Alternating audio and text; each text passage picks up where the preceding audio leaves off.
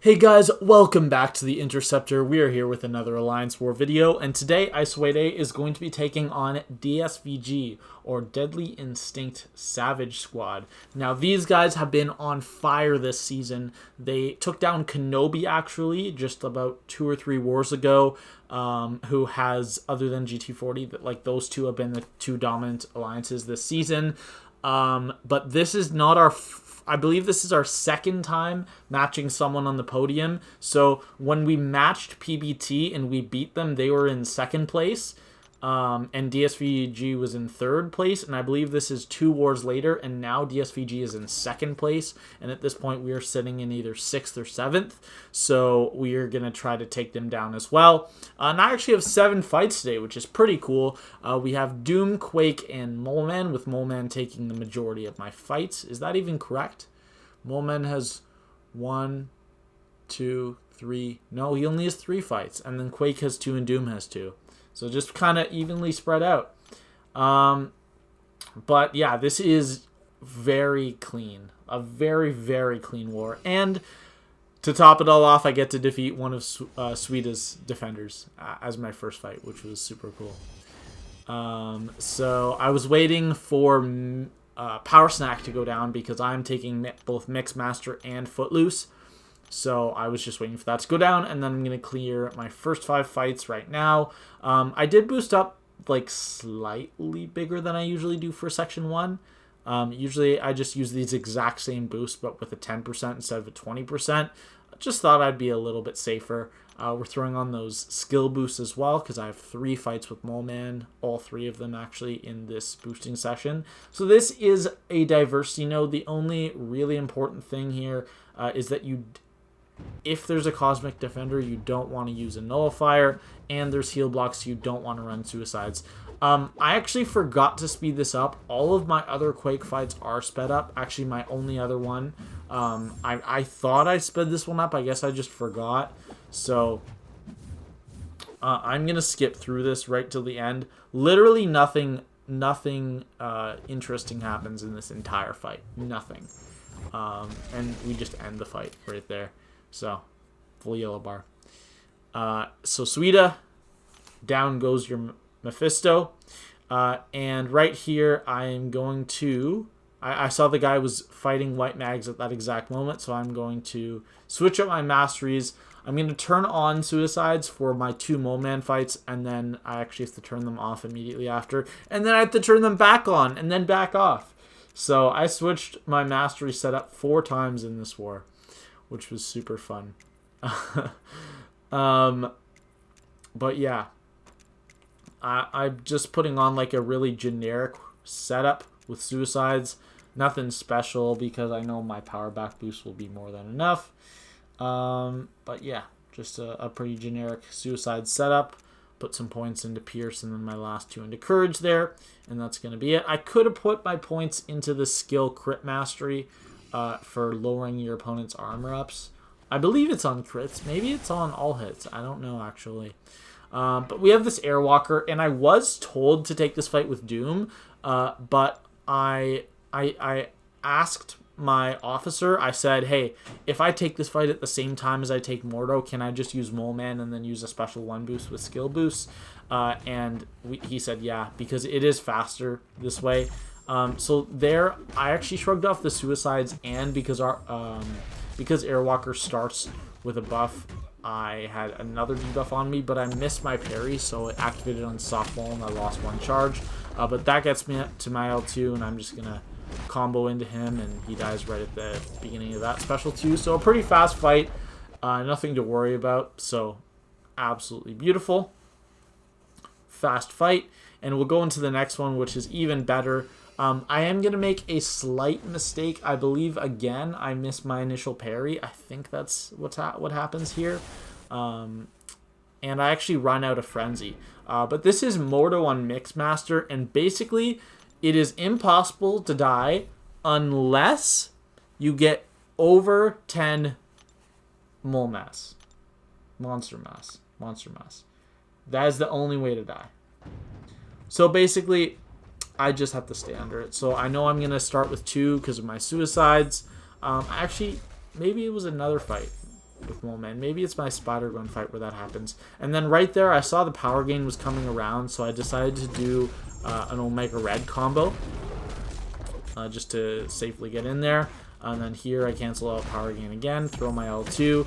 I know it's not going to kill, but I knew his power gain was nowhere near coming, so I took the time to bait an L2. And then I'm going to end the fight with an L1 here. Another 30-second fight. I didn't quite finish it off with Frenzy, but I do not care one bit. That was a perfect fight in my mind. So there we go. That Mordo goes down. I've seen Mordo placed there a lot this season. I just don't understand it because it's a joke of a fight with about 15 attackers. And now I'm going to be taking Suicides off because I'm taking this Ebony Maw on Footloose. Again, I just don't understand this placement. This is my 4th time taking this fight this season. 4 times in 11 wars. And he's been on this node more than that. It's just I wasn't the one sent to him. But I've been sent here 4 times. And it's been a joke every time. I don't know. I don't understand this placement, but people place it, so whatever. And then, yeah. We're going to go back in. I had to take Suicides off. I put on Mystic Dispersion 5 out of 5 for this one fight.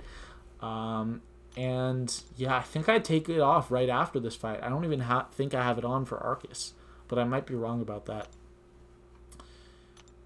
No.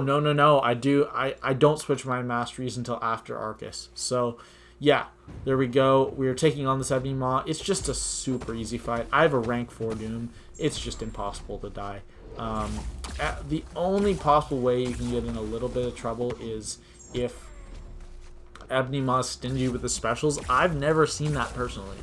I've taken this fight. This is my 3rd time now with Doom. I've never seen him be stingy on specials, although I guess it is possible. So right here, I just have to block until I get an opening, gets my L3, knock him down, and I am aware that right after you knock him down with the heavy attack, your power gain sources are not going to be as effective. So when I throw my L1 here, despite him being at the L3, when I throw the L3 and I'm getting my full power drain from the lights, it's not going to get me back to an L2. So I'm just going to have to delay the fight right here. I was like, okay, I can probably end it while I have this up. So there we go. I throw another L1 and I see that the L1 beams specifically do 4% of his health. Turns out I just got good RNG on crits, so the second one got him to 1%, and then I just hit a stand-up intercept, and it was perfectly fine. So we'll go into the next fight. Yet again, another fight I've taken multiple times. This will be my 3rd time taking this fight this season with Moleman, and this one goes so much better than the other 2. It is crazy how good this fight goes. I didn't have Suicides on. Now this path does come with heal block, but on the first node, it's only heal block after the special's thrown. So normally you do want to use Suicides here, especially when you're using a debuff shrugging champ like Moleman. But my strategy was just don't rush the fight. So right here, he had the option of throwing an L2, and I'm really happy that he didn't, because what it actually allowed me to do is, even though I lose some health from that, I'm going to get back a lot more in the long term, because what I did is I divided the number of debuffs by 2 when I did that. And what I mean by that is normally he would, in place of that L2, he would be throwing 2 L1s, which means instead of 3 debuffs on me, or actually in this case 2, because I don't think the L2 gives a debuff if it doesn't connect, that would give me 6 instead. So it would make it way harder for me to gain power while maintaining my frenzy. But by baiting the L2, despite how much block damage, it allowed me to get into my L2 while I have frenzy up and not being at any risk and still having my evade counter, which was exactly what I wanted. So that fight went perfectly. And I was just not going to risk it evading the special, so I just blocked it all. Now we have a Vision Aarkus. This is a very simple fight. I did take, like I said, Suicides are still off. And right here, that was kind of funny. This node has a permanent heal block. I did that to troll. I knew it had a heal block, and Invulnerability or an SP1 boost does literally nothing, and I can't take another fight immediately after this one, so I just thought I would troll and throw on a regen boost because I thought that would be funny. They expire all the time. I literally have not used one in like over a season, probably 2 seasons, so I just thought it was funny to troll seeing that passive regen up while I was armor broken, or sorry, while I was heal blocked. And yeah, I just thought that was a little funny. So right here, I could have thrown my L3 a combo earlier, but I was trying to get him to a special 2 when I threw it, and he threw the L1 right away, so I just decided, yeah, I'll just bait out one more. I'll reparry one more time, excuse me, and then end the fight, and the fight goes down really easily. So right here, I actually was going to throw the L1, but I got 4 power gains from my Sig ability. I just threw the L2, and the second hit melted him. So another pretty fast fight. And that's 6 fights already. It's going well. Have I taken a hit this war? I'm trying to think. No. No, I haven't. I think this is a perfect war. I didn't even realize that until right now. Last fight of the war. This is going to be Hulkbuster on the Rage Mini. Now, this is a little bit of a long fight with Quake. We had the option of using Archangel here instead, but I just thought that the RNG just wouldn't really be worth it. Now, Archangel would undeniably be faster, but I just thought it was just a little safer to use Quake. At this point, the war was still tied 4-4, which was the score it was tied at when I went to bed. And they were winning on time, but we just thought, you know what, we'll be safe. They're going to die again. And they did. We're just going to play it safe and go with Quake. So I did turn on half suicides for this fight. In addition, I maxed Despair. I just didn't really show that because it was in between those 2 fights. I'm taking this on the same boosts as I'm taking Aarkus, but the reason I cut it so it's not one continuous clip is because the guy that was taking the Killmonger mini boss immediately after my Aarkus, which is the like the middle mini boss, he needed energy, so I took the fight, moved up for him, waited for him to get it down, and then I moved up. So we did end up winning the war against DSVG. We had a nice war with 6 deaths. I believe that's around our average this season. Maybe, yeah, no, that's probably our average. Our average is probably around 6. We haven't been doing so great lately, but I'm pretty happy with this war. DSVG, unfortunately, had 8 deaths. They did beat us on fight duration, but it doesn't matter because we won by 2 deaths. They actually had one guy die 3 times with a rank 4 6-star Omega Red. I thought that was a little weird, but the thing is, all of the fights that he tried to use Omega Red for were not Omega Red fights, so it makes sense.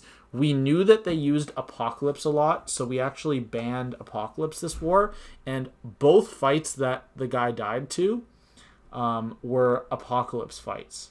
So it does make sense. You try to force a counter that shouldn't be there, and you die sometimes, and that's what happened. So it makes sense, but it's just unfortunate. But good job to DSVG. Obviously, I know some guys there. And yeah, that's pretty much going to be the end of the war. So this makes us 7-3 on the season. We're having a pretty nice season. Death total is at 0 still. My PSR is at 55 out of 55. So we're actually 5 fights ahead of the average, which is really nice because 3 wars in, I believe we were 2 behind on the average. And my Deathless streak is up to 84, so it's really getting up there. I'll probably make 90 in the next war, but I don't know. Maybe I'll have a 5-fight war. Doesn't matter. That is going to be all. Good job to DSVG. I'm almost certain that we pass them with this win, but it's going to be close. It's going to depend on attack bonus, because we will be tied in record. I believe they are also now 7-3.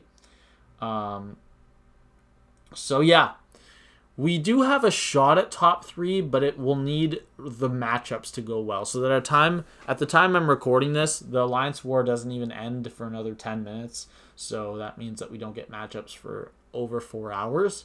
But when we get matchups, we'll know, and then we'll see if we have a shot at top 3.